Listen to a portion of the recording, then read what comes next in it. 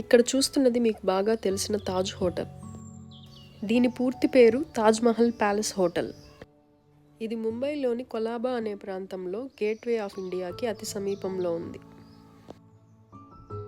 2008 వరకు Taj Mahal palace hotel 7 అంతస్తులతోనే ఉండేది. తర్వాత 2008లో జరిగిన టెర్రరిస్ట్ అటాక్స్ ద్వారా డ్యామేజ్ అయిన ఈ ప్యాలెస్ హోటల్ రీమోడల్ చేయడం జరిగింది. దీని ఎదురుగా ఉండే గేట్వే ఆఫ్ ఇండియా 8 అంతస్తులతో కట్టబడిన ఒక స్మారక చిహ్నం. దీనిని బ్రిటన్ రాజు నిర్మించారు. సముద్ర మార్గం ద్వారా బోట్లు ఇంకా షిప్పుల నుండి ముంబైకి వచ్చేవారికి ఇదే ఎంట్రన్స్. బ్రిటిష్ వారు భారతదేశం నుండి వెనుతిరిగినప్పుడు గేట్వే ఆఫ్ ఇండియా ద్వారానే వెళ్ళారు.